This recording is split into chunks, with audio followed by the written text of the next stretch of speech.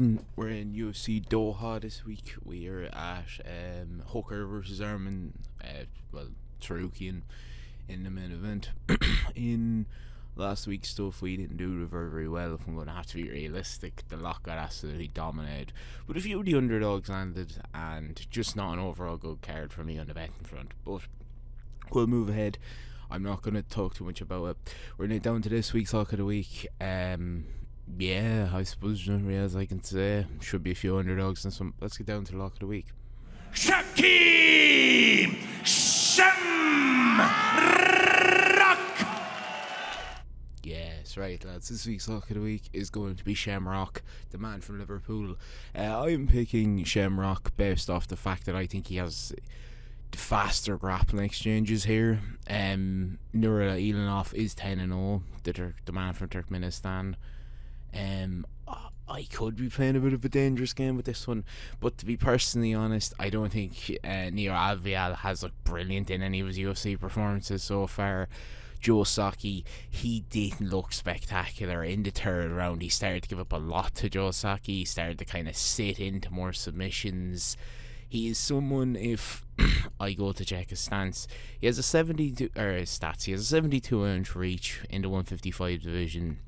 He's landed 2 takedowns, got him 1. Saki put in a submission. Alvarez got 2 submissions there on inside that fight. Not great striking from either. It's been very, very low. To me, it seems like one of these ones where if, as I've seen from tape from in round 3, he gets very, very tired. He wrestles so much. He gets caught in submission positions. Personally, to me, Shamrock is one of the best submission artists, I think, outside of the UFC. He has a vice-like grip. He is someone who, to me, is faster in scrambles. So if these two kind of hit them back, are trying to get up at faster times, even though I think Neimanov will have the wrestling advantage to be able to take him down, I think Shamrock can slip and slide out of a lot of this stuff. I think he's very slimy. I think he's someone who definitely has the better boxing on the feet. It's one of these things where you look at it that he has a 1-inch reach advantage. He's obviously a bit taller. He doesn't actually have any UFC stats. Neimanov is coming off of... Obviously, he hasn't lost the fight yet. He's beaten Ruviel Alves and Josaki. Both performances didn't look brilliant for how much hype is behind them, to be genuinely honest. The Alves fight particularly, I understand it's his first fight in the UFC. It was 2 years ago. It's just one of those things where, to me, I thought Alvarez looked really good in the third round. And Imanov just basically gassed. More than anything else. But he's obviously coming out of Octagon. He has finished 3 in the first round with a rear naked choke. He's a very, very good rear naked choke. And then he had the decision with Katzman, which was a very, very good decision. Personally, to me, I just think he has the faster grappling exchanges and the better boxing. I think if he gets taken down, he's someone who's not scared of setting his back. He has a very, very diverse set of skills and submissions. And yeah, that's what I'm kind of feeling. So we'll move down to the favourites now.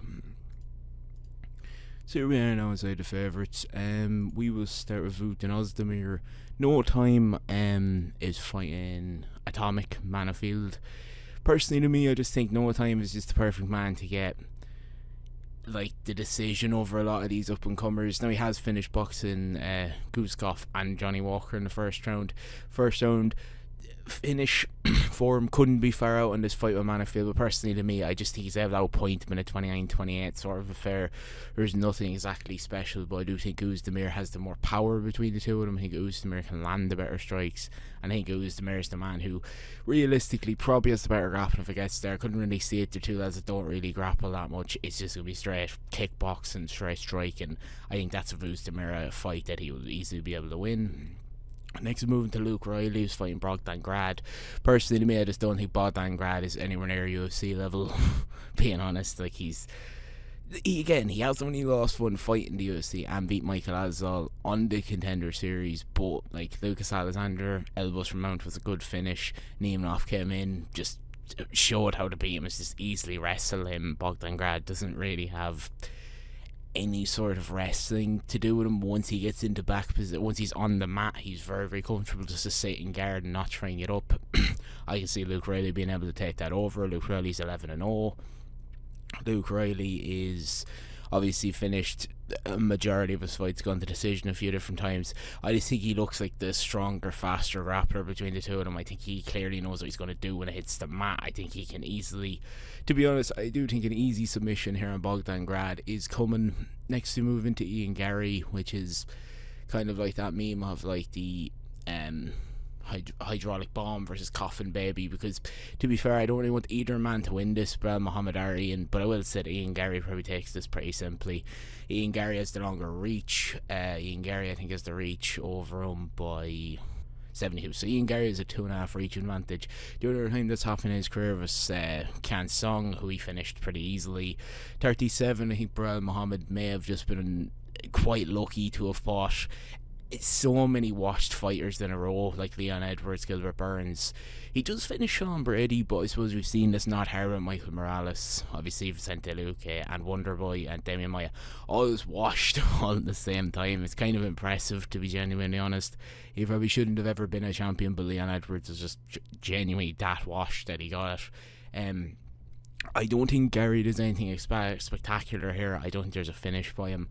I think this is probably a pretty standard decision, probably a 29-28 sort of behaviour performance, kind of like he done against Parates and I tried to do against Shavkat. Brilliant game performances, smart game plans, good grappling, just not exactly very exciting to, you know, the fans that you want to get on the side of. But I say Gary takes it pretty easily, and for the end of this we go into Tiliporia's brother Alexandra Topuria is basically just Ilitopuria, but just a bit taller, I suppose. That's probably it. Like, they're basically the same sort of fighter. They both have really good boxing. Not as good grappling on Topuria's brother's side, but again, he's fighting Basmat Al-Mahi, who I believe he's going to be able to take out pretty easily.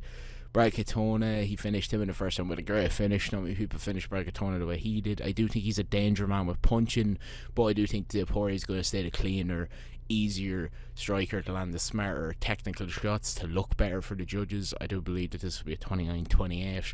Don't think there's much to separate these. The grappling aspects probably the same on both sides. I'll take Topuria's brother and we'll go down to the underdogs. Here we are now inside the underdogs. Now, for underdog number 1, we're going to start with Marco Belulio and Bujdzilla.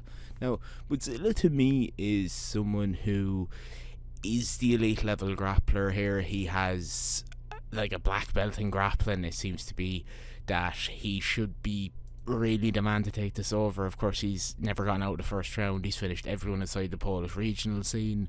I can see him being the bigger, tougher striker here with the 6'4", 77 reach. He's the better grappler. I would say Freeman here, Denzel, is the better wrestler, but I think the better grappler is Bulio. I think if this hits the mat, Bulio's the person to move quicker, to get smarter into positions first. I think a submission could be very live for Bulio, a finish for Bulio could be very live here. Denzel Freeman has taken out Steve Asbold, who is concrete, who was on Contender Series, but a great submission, but you could see he didn't really have much of a ground game. I will say his only loss on his record is very questionable. I would say that I didn't think he lost Isaac Pizzen on a PFL at all, but I also don't think he's a heavyweight that does a massive amount. I think he's pretty solid all around, but I think he could lose a decision here. I think it's one of those things where the 29-28 decision wouldn't be too surprising to me. Next, we move into Dan Hooker. Now, I understand picking Dan Hooker here is kind of crazy because, 24-12. He has realistically only beaten Gamrot and Julian Turner, but I have something about Dan Hooker. He's just different at the minute. Something about Dan is just, he seems to have put everything together. I'm saying this more because I think if Dan can keep this on the feet and use a lot more striking, it can be a different fight. He has a 3-inch reach advantage. He is 6 foot, Arman's 5'7". Again, at the same time, with the reach, with the advantage, I can see Dan being able to keep him on the outside, being able to keep Arman off of him, even maybe stuffing 1 or 2 Arman takedowns. Arman again needs to get a finish inside this fight. We can't have another decision. If he goes to decision, the us here done with him. He needs to get a finish here. And I think maybe him being reckless might be playing into Dan's favourite where he's going to be able to take him out. I think a 4-1 Dan Hooker to me is someone that I can't say no to, because he is literally the ultimate underdog. I can see him landing something big here, being able to take Armin out of it, grab him respect, and then being able to not be able to take down by him, being able to out wrestle him. Well, not being able to be taken down and stay on his feet and be able to hit this more in kind of an actual fucking, sort of, and I can't even think of the word, but we will move into Saigid Erzgurmov. Let's just call him Said.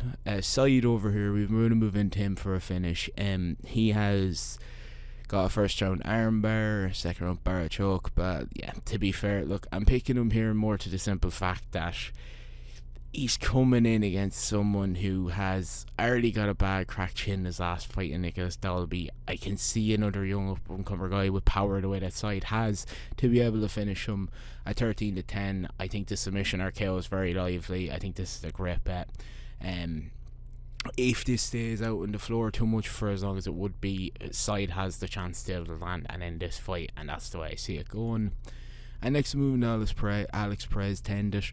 I think Alex Perez was very unlucky in his fight against look, I do think that Alex Perez was unlucky in his fight against Tsarukyan. He was giving him a good fight against Matthias Nicolou. Of course, he finished Matthias Nicolou on the cage side.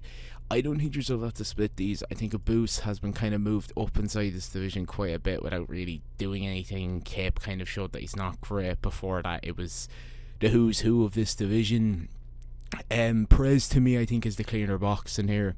I think the grappling advantage is not too high to Abus. I think Perez can keep this on the wit's end. It's 5-4 versus probably 5-6, so it's a half for each. I see Perez having the higher strikes here, the higher output, being able to just take a decision. I understand I'm doing this in Doha, where if you're not Muslim or a part of the Islamic religion, you're probably not going to get the decision, but I'm going to go a bit bold and say that Alex Perez gets it 29-28, and I will throw in someone here because I don't actually have the graphic made for him, but Kenya Hiraguchi, he's fighting Trigger. I think Kenya Hiraguchi takes that fight at the Aussie Slap. He's returned to the UFC. He has beaten Pettis, Nozlu and Shiru in his last few. He's lost Apache Mix, Pettis Ferrari's winning that fight easily, and I got spinning back fist. He has lost to Kai Sakura and finished Kai Sakura in the same round. He obviously was in the UFC before. He has basically his only loss was Demetrius Johnson in an armbar at the last minute. He's returning after 11 months away. I think he's the more compressed fighter between the two of them. I think he is more the person who has the more power on the feet, someone who can definitely strip his hips in. I think it's someone who you will find hard to be able to take down. He's fighting Trigger or a Burkhoff. Now, being personally honest, I think Trigger has looked terrible inside the UFC. I don't think he's fought anyone who's anywhere near high quality. He's lost to Tim Elliott. Now, Tim Elliott has a very, very strange style, but I can see the exact same thing as Haraguchi. I think he's going to be able to struggle to take down a higher level grappler.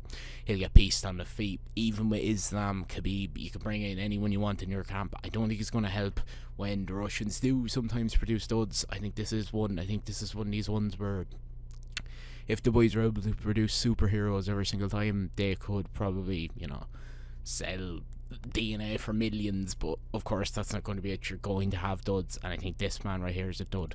So we'll move into the ACA. So there's the ACA right there with Luke Riley. We go with Taporia, Vukanos, Demir, Gary, and Luke Riley. 10 on, brings back 47 with a boost. That ain't too bad.